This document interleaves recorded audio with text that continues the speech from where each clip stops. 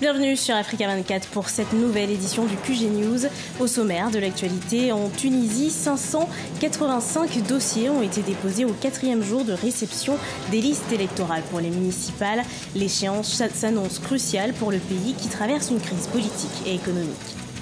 Le Club Afrique Développement du groupe Attijari Wafa Bank est officiellement lancé en Mauritanie ce 20 février 2018. Une rencontre d'affaires avec plusieurs opérateurs économiques africains et internationaux sous la thématique Opportunités d'investissement en Mauritanie. Et puis en République démocratique du Congo, une ONG de développement communautaire, le Mouvement des jeunes pour le développement durable, veut convaincre les habitants de la capitale à investir dans l'agriculture. Le but, assurer aux communautés locales une autosuffisance alimentaire. Mais tout d'abord en Tunisie, au 4e jour de réception des listes électorales pour les municipales, 585 dossiers ont été déposés. Cette élection, qui a été reportée à plusieurs reprises depuis octobre 2016, est une échéance cruciale pour le pays qui traverse une crise politique et économique. Il s'agit du premier scrutin local organisé depuis la révolution du printemps arabe en 2011. Sharon Kamara. En Tunisie, l'instance supérieure indépendante pour les élections a indiqué que 585 listes candidates, dont 411 partisanes, 173 indépendantes ainsi qu'une liste de coalition, ont été déposées au 4e jour de réception des listes candidates pour les élections municipales, prévues le 6 mai prochain. Depuis la révolution de 2011, il n'y a pas eu d'élection municipale. Et puis, ça fait 7 ans qu'il y a la révolution en Tunisie. On a uniquement 218 élus, 217 députés, et le président de la République élu au suffrage universel. Donc, déjà sur ce plan, au niveau de la démocratie représentative, ça représente quelque chose. On ne peut pas se targuer d'avoir une révolution démocratique qui a ébahi le monde entier et en même temps ne pas avoir d'élus. Donc les élections, c'est toujours la source première de la légitimité. Au premier jour d'ouverture des dépôts de candidature, le 15 février, l'instance avait enregistré 251 listes électorales. Les candidats ont jusqu'au 22 février pour s'enregistrer pour ce scrutin local, qui sera le premier dans le pays depuis le soulèvement populaire de 2011. Ce sont au total 5,3 millions d'électeurs qui seront attendus aux urnes en mai prochain. On a eu des élections en 2011 pour l'Assemblée constituante, puis des élections en 2014. Pour le Parlement et pour le président de la République. Donc il y a eu un effet d'essoufflement. Deuxièmement, la période transitoire. Donc dans les périodes transitoires, on ne peut pas tout prévoir. Et en plus, bien sûr, les partis n'étaient pas prêts. Parce que le système politique est fondé sur les partis. Depuis la fin de la révolution de 2011 et la mise en place du nouveau gouvernement, l'élection municipale a été reportée à plusieurs reprises. Alors que le doute subsistait sur la tenue du scrutin, Youssef Chahed, le chef du gouvernement, a déclaré le 14 février qu'aucun nouveau report n'aura lieu et que le vote se déroulera bien le 6 mai comme convenu. Au Bénin, des femmes de tout âge et de toute profession, revendeuses, artisanes, ouvrières, femmes de ménage, paysannes ou encore femmes au foyer, elles s'étaient donné rendez-vous mardi 20 février 2018 au cœur de Cotonou pour exprimer leur colère contre la vie chère. Une marche stoppée avant même d'avoir commencé. Le rassemblement des femmes contre la vie chère n'a pas pu avoir lieu en raison d'un fort déploiement policier. Elles ont adressé au président Talon une lettre de doléance. Une rencontre pour faciliter les échanges économiques et la coopération entre pays du Sud. C'est ce qu'ambitionne le groupe Attijari Wafa Bank. Après Libreville, c'est au tour de Nouakchott de connaître la mise en place du Club Afrique Développement. Sous le thème Opportunités d'investissement en Mauritanie, plusieurs opérateurs économiques nationaux et internationaux ont pu échanger ce 20 février. Un sujet de Mokhtar Bari commenté par Ibrahima Dioumaba. Fondé par le groupe Attijari Wafa Bank, le Club Afrique Développement ambitionne de faciliter les échanges économiques et la coopération entre pays du Sud. Après l'étape de Libreville au Gabon, c'est au tour de la capitale mauritanienne d'accueillir le concept Club Afrique Développement. Avec un taux de croissance de 5%, la Mauritanie présente d'importantes potentialités économiques. Sous le thème Opportunités d'investissement en Mauritanie, plusieurs décideurs économiques sont attendus à cette rencontre. Ce lancement de Club Afrique Développement Mauritanie est une suite logique au progrès et à l'essor de la Mauritanie, connue pendant ces dernières années. La Mauritanie a fait un très grand progrès en avant que le Club Afrique Développement va essayer de promouvoir à l'ensemble du continent africain aussi que des autres continents.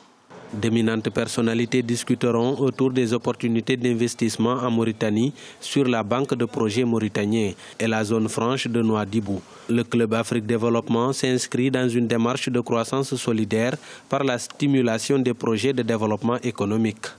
Cette mission, il va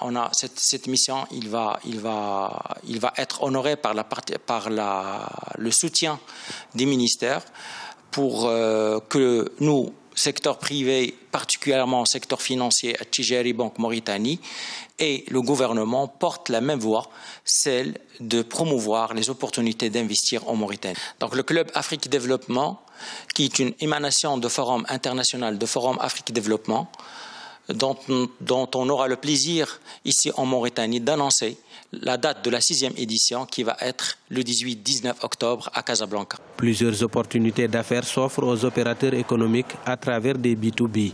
Premier événement du groupe Attijari Wafa Bank en Mauritanie, il s'inscrit dans le cadre d'un vaste programme incluant le Sénégal, la Côte d'Ivoire, la Tunisie, le Cameroun, le Gabon et la République du Congo. En République démocratique du Congo, le mouvement des jeunes pour le développement durable, une ONG du développement communautaire, veut faire de l'agriculture une culture pour tous. Le but, assurer aux communautés locales une autosuffisance alimentaire. Cette structure mène des démarches dans le but de convaincre les habitants de la capitale à investir dans l'agriculture. Des personnes qualifiées sont ainsi engagées pour accompagner les projets. Jacques Mboka. Faire de l'agriculture une culture pour tous, la placer au centre du développement durable afin d'assurer aux communautés locales l'autosuffisance alimentaire. C'est la mission que se donne le mouvement des jeunes pour le développement durable, une ONG basée à Kinshasa. Constituée des jeunes passionnés de l'agriculture, ces mouvements procèdent par une sensibilisation plus large. L'objectif est de persuader les habitants de la capitale à investir dans l'agriculture tout en les accompagnant dans chacune des étapes de leur projet jusqu'à la récolte. On a pour objectif de faire de l'agriculture en RDC, premièrement une culture pour tous, mais aussi faire de l'agriculture ici chez nous vraiment un véritable business, pouvant chaque année générer des milliards de dollars et pouvant créer aussi des emplois. Nous approchons les privés en leur proposant des projets d'exploitation des terres agricoles, parce que vous vous rendrez compte qu'ici en RDC, précisément à Kinshasa, il y a autant de personnes qui ont des hectares de terre, mais qui sont non exploités. Donc nous les approchons et nous leur permettons de réaliser leurs rêves agricoles. Cette initiative redonne vie aux terres d'exploitation agricoles abandonnées. Ceux qui y adhèrent ont le choix entre l'achat ou la location des terres sous l'accompagnement de personnes qualifiées mises à leur disposition par cette ONG. Nous sommes dans la commune de Lansélé, environ 25 km du centre-ville. Dieudonné Angembe est un ingénieur agricole choisi pour accompagner le projet d'une plantation d'ananas. Les ananas, comme tout autre travaux agricoles, nous avons commencé par les dessouchements du terrain. Après les débardages, nous avons fait passer les tracteurs, l'herçage. Pour le moment, nous avons déjà lancé les fils. Et la toison va commencer d'ici là. Et nous allons planter plus de 40 000 pieds d'ananas ici. Donc c'est 40 à 50 000 pieds d'ananas que nous allons planter. La République démocratique du Congo, qui prône la diversification de son économie, encore trop dépendante des matières premières, pourrait soutenir ce genre d'initiative, estime bon nombre d'observateurs. Les ambitions du mouvement des jeunes pour le développement durable consistent entre autres à s'implanter dans tous les pays. Une expérience qui pourrait attirer progressivement les communautés vers l'agriculture dans un pays qui dispose tout de même 80 millions d'hectares de terres arables, dont 10% seulement sont exploités.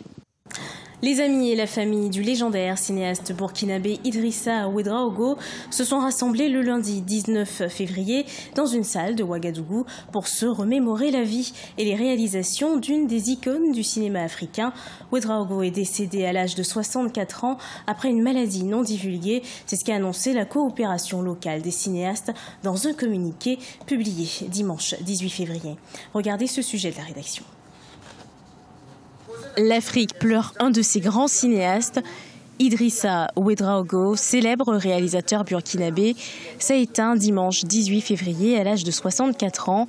Idrissa Ouedraogo s'était fait connaître du grand public avec son film Tilei, qui remporte en 1991 le prestigieux étalon d'or de Henanga au Festival panafricain du cinéma de Ouagadougou. Ça fait 35 ans que je travaillais avec Idrissa. Je pense que ce qui m'a marqué le plus, c'est vraiment le talent cinématographique d'Idrissa. Voilà. C'est la façon dont il avait de pouvoir savoir exactement où il mettait la caméra pour faire ce qu'il avait envie de faire. Ça, c'était la chose la plus importante. Il avait un regard cinématographique qui était hors du commun. Et il pouvait transformer n'importe quel endroit en un lieu cinématographique. Et pour arriver à faire ce qu'il avait envie de faire. Ouedraogo s'est formé à la cinématographie à Paris, mais est retourné au Burkina Faso pour raconter l'histoire de son peuple. Il a également travaillé sur des productions théâtrales et des émissions de télévision. L'héritage qu'Idrissa nous a légué, c'est surtout ses films, ses œuvres, sa manière de faire. Et voilà, que nous avons le devoir de continuer. C'est un héritage lourd, vraiment, mais en tant que jeune réalisateur, on se dit qu'on aura quand même le courage et l'inspiration de continuer ce qu'il a commencé. Beaucoup de jeunes cinéastes africains ont été inspirés par le travail de Ouedraogo. Il a contribué à la croissance de l'industrie cinématographique du Burkina Faso, dans ce qui allait devenir la capitale du cinéma en Afrique. Les hommages pour Ouedraogo sont venus de loin. Le président du Burkina Faso a déclaré que le pays avait perdu un cinéaste d'immense talent. Ce journal a été réalisé par l'ensemble de la rédaction. Merci de votre fidélité. Retrouvez dans un instant une nouvelle édition de l'actualité sur Africa 24.